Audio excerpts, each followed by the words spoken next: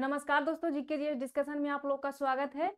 तो आज जो है मेरा सेट प्रैक्टिस का बिहार एसएससी इंटर लेवल का जो है वो साइंस सेट का 24वां क्लास है। तो आप लोग जो है वो अच्छे तरीके से देखिएगा, ठीक है। और टाइम को ना बर्बाद करते हुए हम चलते सीधे क्वेश्चन की ओर, ठीक है।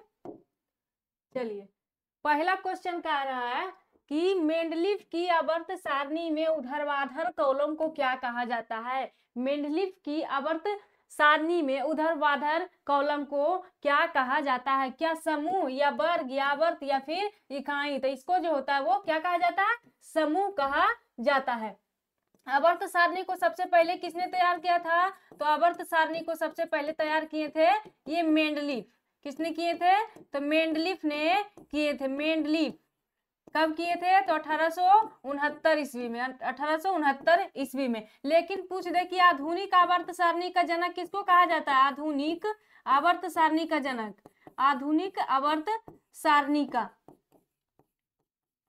जनक किसको कहा जाता है? तो ये मोसले को कहा जाता है। मोसले ये 1913 में दिए थे अपना नियम को जो है, मतलब कि मेंडलीफ के अनुसार जो दिया गया था वो तत्वों का वर्गीकरण जो किया गया था हमारे वर्ग में आवर्त सारणी में, उसमें क्या थोड़ा बहुत जो है वो चेंज किए। कौन? तो ये मोसले। इसलिए क्या कहा जाता है? तो मोसले को आधुनिक आवर्त सारणी का जनक कहा जाता है। इनके अनुसार जो था वो आवर्तों की संख्या कितनी थी? तो ये मेंडलीफ के अनुसार हम लिख देते हैं यहाँ पर कि आवर्तों की संख्या 7, आवर्त की संख्या 7 और समूह की संख्या कितनी थी? तो समूह की संख्या 9 थी, है ना। लेकिन इनके अनुसार क्या होता है? तो इनके अनुसार आवर्त जो होता है आवर्त 7, लेकिन वर्ग जो होता है 18, इसका दुगना हो जाता है, ठीक है। चलिए अगला क्वेश्चन। अगला कह रहा है कि निम्न में से कौन सी उत्तक का अंतरकोशीय क्षेत्र बड़ा होता है?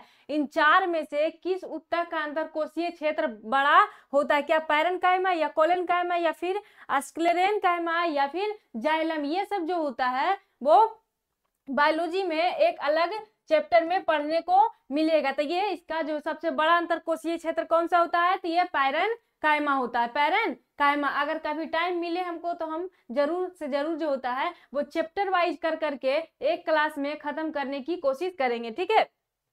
ये जो होता है वो किसका बना होता है? तो ये पैरेन्काइमा सेल्यूलोज का बना होता है, ठीक है।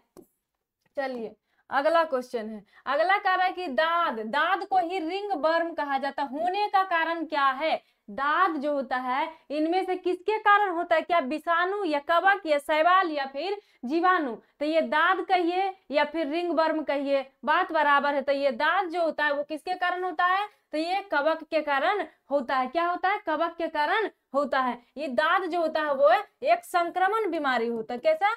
संक्रमण बीमारी होता है, संक्रमण रोग होता है। ये त्वचा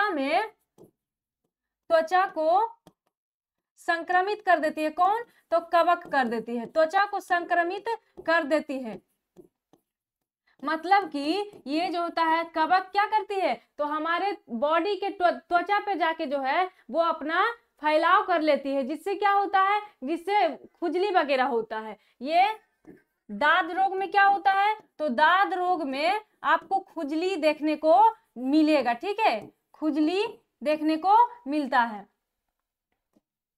अगला क्वेश्चन कह रहा है कि सांड के शुक्राणु को रखते हैं किसमें? सांड के शुक्राणु को किसमें रखते हैं?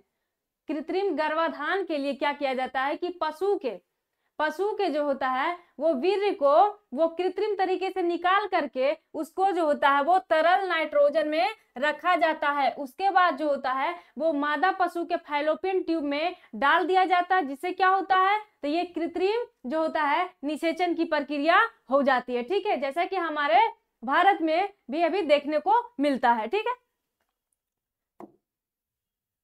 अगला कह रहा है कि बैंगनी रंग का तरंग दैर्घ्य क्या होता है? सबसे कम या समान या सबसे अधिक या इनमें से कोई नहीं? तो बैंगनी रंग का तरंग दैर्घ्य मतलब पूछ रहा है कि बैंगनी रंग का तरंग दैर्घ्य जो होता है वो एक तरह का कंपन के जैसा होता है। तरंग दैर्घ्य को जो होता है वो हम लेमडा से दिखाते हैं। किससे? तो ये लेमडा से दिखाया जाता है। तो बैंगनी रंग का तरंग दैर्घ्य क्या होता है? तो ये सबसे कम होता है। अगर सबसे ज्यादा पूछे कि सबसे ज्यादा तरंग दैर्घ्य किसका होता है, तो ये लाल रंग का तरंग दैर्घ्य सबसे ज्यादा होता है। यही से जो होता है वो ट्रेन में लाल बत्ती का यूज किया जाता है कि इसका तरंग दैर्घ्य जो होता है वो ज्यादा होता है, ये जो होता है वो ज्यादा दूर तक दिखेगा। लेकिन इसका उल्टा जस्ट पूछ दे कि प्रकीर्णन, प्रकीर्णन किसका ज्यादा होता है, प्रकीर्णन मतलब कि फैलाव, तो प्रकीर्णन सबसे ज्यादा होता है वो बैगनी का, बैगनी का क्या होता है तो अधिक होता है, और लाल का जो होता है लाल का सबसे कम होता है, सबसे कम होता है। ठीक है, तो ये प्रकीर्णन अगर आपसे पूछ दे तो बैगनी का सबसे अधिक और लाल का सबसे कम, और ये तरंगदैर्घ्य पूछ दे तो ये लाल का सबसे अधिक और बैगनी का सबसे कम होता है। ठीक है, अगला कह रहा है कि मूली एक उदाहरण है किसका, शंकु रूपी मूसला जड़ का, या तरकु रूपी मूसला जड़ का, या फिर श्वसन मूल रूपी मूसला जड़, या कुंभी रूपी मूसला जड़ का। तो ये जो होता है मूली जो होता है वो तरकु रूपी मूसला जड़ का उदाहरण माना जाता है। तो इसका उदाहरण और कौन कौन माना जाता है, तो ये सलजम हो गया, सलजम, मूली, गाजर, शकरकंद, सलजम, चुकंदर, ये सब जो होता है वो किसका उदाहरण हो है, तो ये जो होता है वो तरकु रूपी मूसला जड़ का उदाहरण है। तो ऐसे इसमें पूछ दिया कि मूली एक उदाहरण है, तो ऐसे करके जो होता है वो इन सभी में से किसी का भी नेम पूछ सकता है। तो आप सबको ये नाम याद रहना चाहिए। ठीक है, अगला क्वेश्चन है कि निम्न में से भारी तत्व कौन सा है, इनमें से सबसे भारी तत्व कौन सा है, ऑस्मियम, ऑक्सीजन, हाइड्रोजन या फिर कार्बन। तो सबसे भारी तत्व इसमें जो है वो कौन है, तो ये ऑस्मियम है। कौन, ऑस्मियम है। इस चार में से पूछ रहा है कि सबसे भारी कौन है, तो ऑस्मियम। लेकिन अगर पूछे ऐसे कि सबसे भारी कौन है, तो सबसे भारी यूरेनियम है। सबसे भारी कौन है, सबसे भारी यूरेनियम है, यूरेनियम तत्व है। ठीक है, जिसका परमाणु संख्या कितना होता है, तो इसका परमाणु संख्या 92 होता है। कितना होता है, 92। इसका कितना होता है, तो इसका परमाणु संख्या 76 होता है। कितना होता है, तो ये 76 होता है। और सबसे कम जो होता पूछ दे कि सबसे कम भारी तत्व कौन सा होता है, तो ये हाइड्रोजन होता है। सबसे कम भारी तत्व, सबसे यानी कि सबसे हल्का तत्व, सबसे हल्का तत्व कौन सा होता है, तो ये हाइड्रोजन होता है। अगला क्वेश्चन है कि विद्युत इस्त्री में प्रयोग किया जाता है किसका, तांबे का तार का, या फिर नाइक्रोम का तार का, या फिर टंगस्टन के तार का, या लोहे के तार का। तो ये जो होता है वो नाइक्रोम का तार का यूज किया जाता है। ये नाइक्रोम जो होता है क्या होता है, तो ये मिश्र धातु होता है। मिश्र धातु मतलब कि एक से अधिक धातु से बना होता है। ये किसका किसका मिश्रण होता है, तो ये क्रोमियम और निकेल का होता है। क्रोमियम और निकेल का, क्रोमियम और निकेल का मिश्रण होता है, का मिश्रण होता है, मिश्रण होता है। ये जो होता है वो स्त्री किस पर आधारित होता है, तो स्त्री जो होता है वो किस सिद्धांत पर कार्य करता है, तो ये विद्युत धारा के उष्मीय प्रभाव पर, विद्युत धारा के उष्मीय प्रभाव पर कार्य करता है। कि उष्मीय प्रभाव मतलब कि हम इसको विद्युत देते हैं तो ये क्या करता है, उष्मा पैदा करता है, उष्मीय प्रभाव पर कार्य करता है, उष्मीय प्रभाव पर कार्य करता है।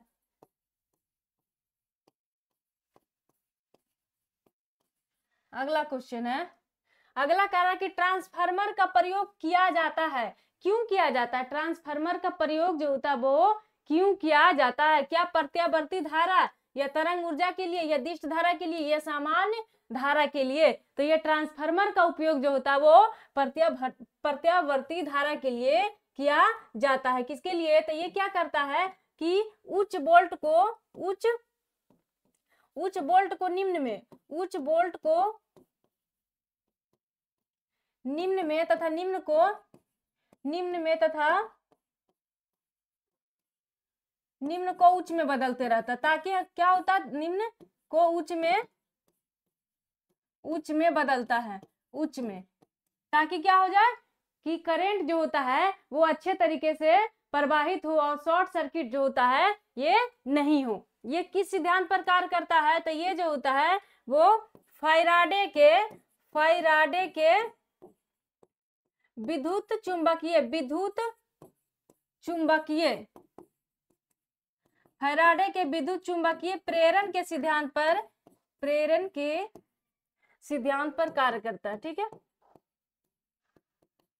सिद्धांत पर कार्य करता है कौन, तो ट्रांसफार्मर। ठीक है, चलिए अगला क्वेश्चन है कि कौन सा एंजाइम भोजन में उपस्थित जीवाणु को नष्ट करता है, क्या टाइलिन या लाइपेज या इरेप्सिन या फिर लाइसोजाइम। तो ये जो होता है वो कौन सा एंजाइम, तो ये भोजन में उपस्थित जीवाणु को मारता है। तो आपको हम पहले भी बताए थे कि ऐसा कौन करता है, तो ये लाइसोजाइम करता है। जो हम खाना खाते हैं तो उसके साथ जो जीवाणु चले जाते हैं उसको नष्ट कौन करता है, तो ये लाइसोजाइम करता है। लार में दो प्रकार का एंजाइम पाया जाता है, लार में एक टाइलिन और एक लाइसोजाइम, टाइलिन का क्या कार्य होता था, टाइलिन स्टार्च को शर्करा में बदलता है, शर्करा में बदलता है, स्टार्च को शर्करा में बदलता है। ठीक है, अगला क्वेश्चन है, अगला कह रहा है कि निम्न में से कौन सा लैंगिक संचारित रोग है, इनमें से लैंगिक संचारित रोग कौन सा है, मतलब कि ये हीमोफीलिया है या गाउट है या पटाउ सिंड्रोम है या फिर सिफिलिस है। तो ये जो होता है वो लैंगिक संचारित रोग कौन सा है, तो ये सिफिलिस है। कौन है, सिफिलिस है। ये जो होता है वो यौन संचारित रोग है। क्या है, तो यौन संचारित रोग है, मतलब गलत तरीके से यौन संबंध नहीं बनाना चाहिए। ठीक है, ये पटाउ सिंड्रोम क्या होता है, तो ये पटाउ सिंड्रोम जो है वो क्रोमोजोम से संबंधित रोग है।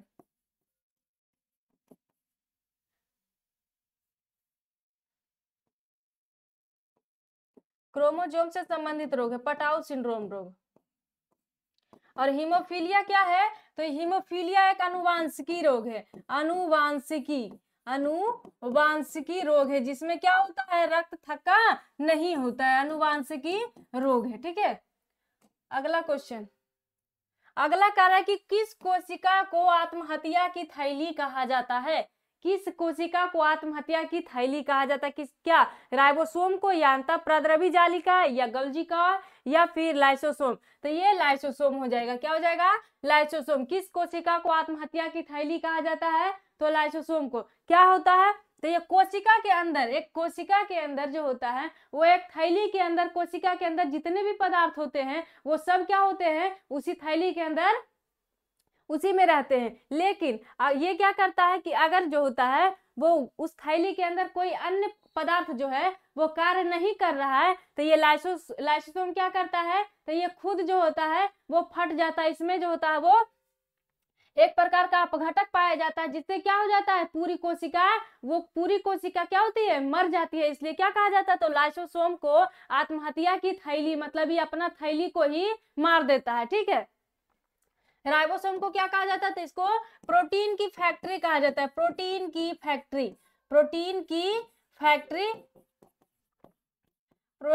फैक्ट्री किसको कहते हैं, तो ये राइबोसोम को कहा जाता है। अंतःप्रद्रवी जालिका क्या होता है, तो इसको जो होता है कोशिका का कंकाल के रूप में जानते हैं। क्या कहते हैं, कोशिका के कंकाल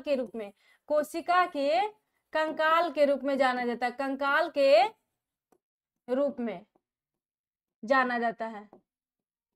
ठीक है, चलिए अगला क्वेश्चन है, 13 नंबर क्वेश्चन कर रहा है कि गुरुत्वाकर्षण में छोटा जी का मान, मतलब स्मॉल जी का मान कितना होता है। तो ये छोटा जी का मान जो होता है, आप लोग को कई बार बताए हैं कि 9.8 मीटर प्रति सेकेंड स्क्वायर होता है, और ये छोटा जी का मान पृथ्वी के केंद्र में सबसे ज्यादा होता है। ठीक है, अगला क्वेश्चन है कि बायोगैस का मुख्य अवयव कौन सा है? बायोगैस का मुख्य अवयव कौन सा है? क्या मीथेन, इथेन या ब्यूटेन या हाइड्रोजन? तो अगर मुख्य लगा रहेगा तो ये क्या हो जाएगा? तो ये जो हो जाएगा वो मीथेन हो जाएगा। लेकिन बायोगैस जो होता है वो बहुत सारे प्रकार के गैसेस से मिलकर बने होते हैं, जैसे सल्फर डाइऑक्साइड, कार्बन डाइऑक्साइड, ये नाइट्रोजन, ऑक्सीजन, CO2, ठीक है, ये सब जो होता है ये जलवाष्प, ये सब बायोगैस का उदाहरण। लेकिन इसमें मुख्य पूछ रहा है कि मुख्य जो होता है वो कौन है? तो मुख्य जो है वो मीथेन, क्योंकि ये सबसे ज्यादा मात्रा में रहता है। इसका फॉर्मूला CH4 होता है और इसको मार्स गैस के नाम से जाना जाता है। मार्स गैस के नाम से भी जाना जाता है। इसको जो होता है मार्स गैस के नाम से भी जाना जाता है। ये मीथेन जो होता है वो धान के खेत और गाय के चुगाली में देखने को मिलता है। ठीक है, अगला क्वेश्चन है कि कौन सी रासायनिक घटना है? क्या जल का जमकर बर्फ बनना, या जलवाष्प का बनना, या दूध से दही बनना? तो हम आपको भौतिक और रासायनिक परिवर्तन बताए थे कि भौतिक परिवर्तन में क्या होता है कि एक फॉर्म में बदलने के बाद दूसरा का एक फॉर्म से दूसरा फॉर्म में बदलने के बाद ये पहला फॉर्म में फिर से आ जाता है। लेकिन रासायनिक में क्या होता है? तो ये दूसरा से पहला में फिर नहीं आता। तो ये दूध से दही, दूध से दही जो होता है वो रासायनिक परिवर्तन का उदाहरण है। क्यों? क्योंकि जो है वो दही से हम वापस दूध नहीं बना सकते हैं। ठीक है, अगला क्वेश्चन है कि अपसरभ्य तरंगे की आवृत्ति कितनी होती है? अपसरभ्य तरंगे की आवृत्ति जो होती है वो 20 हर्ट्ज से कम होता है। ये 20 से 20,000 हर्ट्ज जो होता है वो श्रव्य तरंगे, ऑडिबल साउंड, श्रव्य तरंगे की आवृत्ति होती है जिसे मानव के द्वारा सुना जाता है। एक होता है प्रश्रव्य तरंगे। तो प्रश्रव्य तरंग में क्या होता है? तो ये 25,000 हर्ट्ज से आवृत्ति से ज्यादा होती है। ठीक है, इसको चमगादड़ सुनता है। अगला है कि कृत्रिम वर्षा उत्पन्न करने के लिए निम्न में से किसका प्रयोग किया जाता है? तो कृत्रिम वर्षा, जैसे कि आप लोग फिल्म वगैरह में देखते होंगे कि शूटिंग के टाइम जो होता है वो वर्षा होती है। तो क्या वो रियल वर्षा होती है? तो नहीं, रियल वर्षा नहीं होती है, क्योंकि जो होता है वो भगवान उनके अनुसार थोड़ी वर्षा कराएंगे कि ये जो होता है वो फिल्म का शूटिंग कर रहा है तो हम वर्षा करा दे, ऐसा नहीं। तो इन लोग को जो होता है वो कृत्रिम वर्षा कराया जाता है। फिल्म शूटिंग वगैरह के लिए कृत्रिम वर्षा जो है वो किसके द्वारा? तो ये सिल्वर आयोडाइड का प्रयोग करके कराया जाता है। इसका फॉर्मूला AgI होता है। क्या होता है? AgI होता है। अगला क्वेश्चन है कि विद्युत मोटर एक परिवर्तित करने वाला युक्ति कौन सा है? विद्युत मोटर एक परिवर्तित करने वाला मतलब कि विद्युत मोटर जो होता है वो अपना ऊर्जा किस रूप में परिवर्तित करता है? तो इसमें जो होता है वो पहले हम करंट देते हैं, उसके बाद जो होता है ये नचना स्टार्ट करता है, कंपन करना स्टार्ट होता है। तो इससे क्या होता है? तो हम इसको पहले विद्युत ऊर्जा देते हैं, फिर ये यांत्रिक ऊर्जा बना लेता है। अगला है ये ए नंबर बोल रहा है कि यांत्रिक ऊर्जा को ध्वनि ऊर्जा। तो ये ऐसा सितार करता है कि पहले डोरी के द्वारा कंपन करता है, उसके बाद ध्वनि सुनाई देता है। ये विद्युत ऊर्जा को प्रकाश ऊर्जा में कौन बदलता है? तो ये बल्ब और ट्यूबलाइट, बल्ब या ट्यूबलाइट,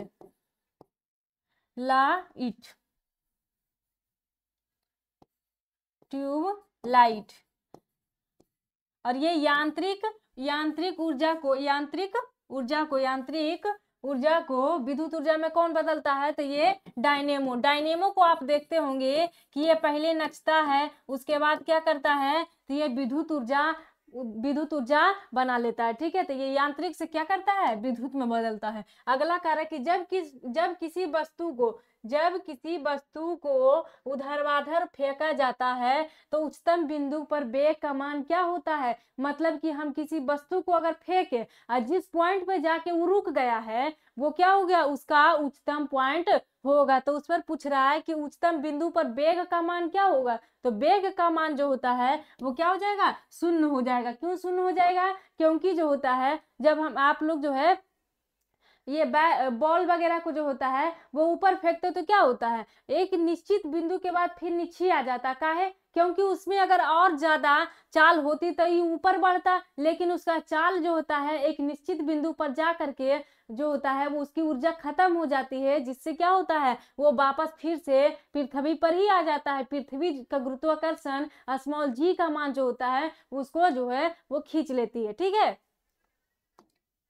अगला क्वेश्चन है कि शक्कर के किण्वन से क्या बनता है? शक्कर के किण्वन से क्या बनता है? तो शक्कर के किण्वन से जो होता है वो इथाइल एल्कोहल बनता है। इसको हम शराब भी कहते हैं। क्या कहते हैं? तो शराब भी कहते हैं। इसका फॉर्मूला होता है C2H6, वो होता है, इसको जो है वो शराब कहते हैं। अगर क्वेश्चन में अगर दे दिया कि बताइए कि इनमें से शराब कौन है, तो ऐसे करके दे देगा, तो इसमें शराब कौन है? तो ये इथाइल एल्कोहल। किण्वन क्या होता है? किण्वन जो होता है वो एक सड़न की प्रक्रिया होती है। किण्वन प्रक्रिया के द्वारा बहुत सारे प्रकार के पदार्थ तैयार किए जाते हैं, जैसे कि आप औषधि वगैरह को ले लीजिए, या शराब ले लीजिए, या प्लास्टिक, रबड़, ये चमड़ा वगैरह उद्योग में जो होता है वो किण्वन करके जो होता है वो चमड़ा को सड़ाया जाता है और ये उसको अलग रूप दिया जाता है। तो ये शक्कर के किण्वन से क्या बनता है? तो इथाइल एल्कोहल यानी कि शराब बनता है। अब हम बात कर लेते हैं मिथाइल एल्कोहल को।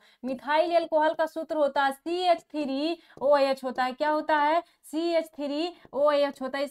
इसको जहरीला शराब के, जहरीली शराब किसको कहते हैं? तो जहरीली शराब के नाम से मिथाइल एल्कोहल को जाना जाता है। क्यों? क्योंकि जो होता है वो इसको ज्यादा दिन तक सड़ा दिया जाता है। इसको क्या करते हैं? तो ज्यादा दिन तक अगर किसी को सड़ा दीजिएगा तो वो जो होता है वो अलग पदार्थ का, जहरीला पदार्थ का रूप ले लेता है, जिससे कि आप लोग को न्यूज में सुनते होंगे कि जो है वो शराब पीने से व्यक्ति की मौत हो गई है। तो कैसे हो गई है भाई? तो यही जो होता है वो जहरीला शराब होता है, जिसको सड़ाना कम में दिन चाहिए था उसको ज्यादा दिन सड़ा देता है, जिससे वो जहरीला पदार्थ का रूप ले लेता है। और पीने के चलते आदमी इतना नशा में रहता है कि इसको कुछ पता नहीं चलता कि हम क्या पी रहे हैं, और पी लेता है, फिर वो चला जाता है दुनिया से, है ना। अगला कह रहा है कि आवर्त सारणी किसने तैयार किया था? तो आवर्त सारणी जो है वो मेंडलीफ ने तैयार किए थे। आवर्त सारणी में वर्तमान में कितने आवर्त हैं? तो 7 आवर्त है और 18 वर्ग है। इन वर्गों को वो 4 ब्लॉक में बांटा गया। इन वर्गों को कितने ब्लॉक में बांटे गए हैं? तो इन वर्गों को 4 ब्लॉक में बांटा गया है। एसपी 4 ब्लॉक में बांटा गया। कितने? तो 4 ब्लॉक में बांटा गया है SPDF। एस ब्लॉक में कौन कौन से वर्ग के तत्व आते हैं? तो इसमें 1 से लेकर के 2 तक के तत्व, 1 से 2 तक के वर्ग के तत्व किसमें आते हैं? तो 1 में। SP में, P ब्लॉक में कौन कौन से तत्व आते हैं? तो P में जो होता है वो 12 से लेकर के 15 तक के तत्व जो होता है वर्ग के तत्व किसमें आते थे? P में। डी ब्लॉक में कौन कौन से आते हैं? तो डी ब्लॉक में जो होता है वो 3 से लेकर के 12 तक के तत्व आते हैं। और इन वर्गों को संक्रमण तत्व कहा जाता है। क्या कहा जाता है? तो संक्रमण, मतलब इतना वर्ग के अंदर जितना तत्व आता है उसको संक्रमण तत्व कहा जाता है। एक होता है F ब्लॉक, ये जो होता है वो 57 से लेकर के 103 तक आता है, 57 से। लेकिन इसको F ब्लॉक को 2 भाग में बांट दिया गया, लैंथेनाइड्स और एक्टिनाइड्स। लैंथेनाइड्स और एक्टिनाइड्स 57 से 71 तक के तत्व को क्या कहा जाता है? तो ये लैंथेनाइड्स कहा जाता है, लैंथेनाइड्स कहा जाता है। और ये 89 से 103 तक के वर्ग के तत्वों को क्या कहा जाता है? तो एक्टिनोइड्स कहा जाता है, एक्टिनाइड्स कहा जाता है। ठीक है, अगला क्वेश्चन है कि निम्न में से कौन सा तत्व सोलर सेल बनाने के लिए प्रयोग किया जाता है? तो सोलर सेल बनाने के लिए निम्न में से कौन सा तत्व का? तो ये सिलिकॉन का प्रयोग किया जाता है। क्यों इसी का प्रयोग क्यों किया जाता है? तो ये आसानी से जो है वो सौर ऊर्जा को, मतलब सूर्य के प्रकाश को, ये सौर ऊर्जा को क्या करता है? तो विद्युत ऊर्जा में बदल देता है। सौर ऊर्जा को विद्युत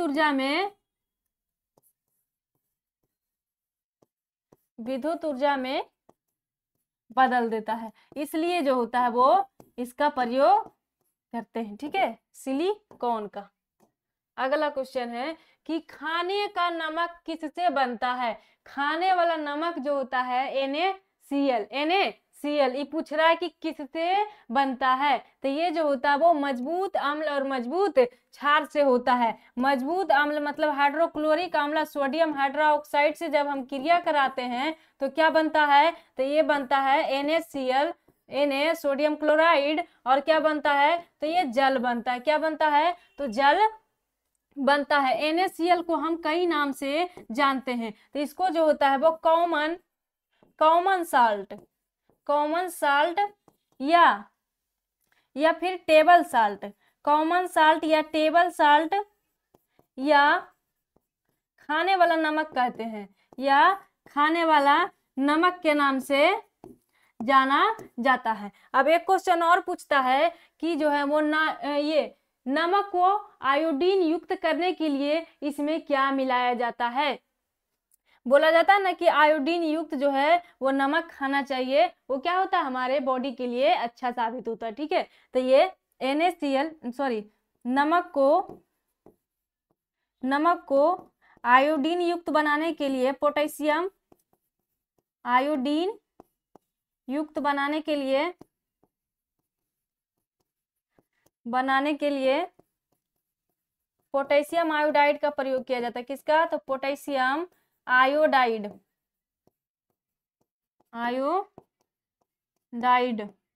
का प्रयोग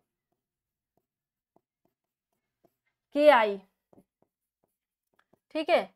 अगला क्वेश्चन है, अगला कह रहा है कि जरा दृष्टि दोष को दूर करने के लिए इनमें से किसका प्रयोग किया जाता है। तो ये जरा दृष्टि दोष कब होता है? तो जब बुढ़ापा ढलता है ना, तब ये जरा दृष्टि दोष होने लगता है। तो इसी को दूर करने के लिए किस लेंस का प्रयोग किया जाता है? तो ये द्विफोक्सी लेंस का प्रयोग किया जाता है। द्विफोक्सी लेंस मतलब क्या हुआ कि अवतल और उत्तल दोनों लगेगा, उसके लेंस में अवतल और उत्तल दोनों लेंस का प्रयोग किया जाएगा। और बेलनाकार लेंस की हम बात कर लें तो ये अबिंदुकता को दूर करने के लिए बेलनाकार लेंस का प्रयोग किया जाता है। और ये तो आप लोग जानते ही होंगे कि ये अवतल लेंस का प्रयोग क्यों किया जाता है। तो ये निकट दृष्टि दोष को दूर करने के लिए, निकट दृष्टि दोष को दूर करने के लिए। और इसका प्रयोग जो होता है वो दूर दृष्टि को दूर करने के लिए किया जाता है, ठीक है। चलिए क्वेश्चन आपका हो गया है समाप्त, ठीक है। तो आज यहीं तक है, ठीक है। तो आप लोग अच्छे तरीके से पढ़िए और नोट्स बनाइए, बाकी एग्जाम बहुत ही जल्द होने वाली है, ठीक है। जय हिंद।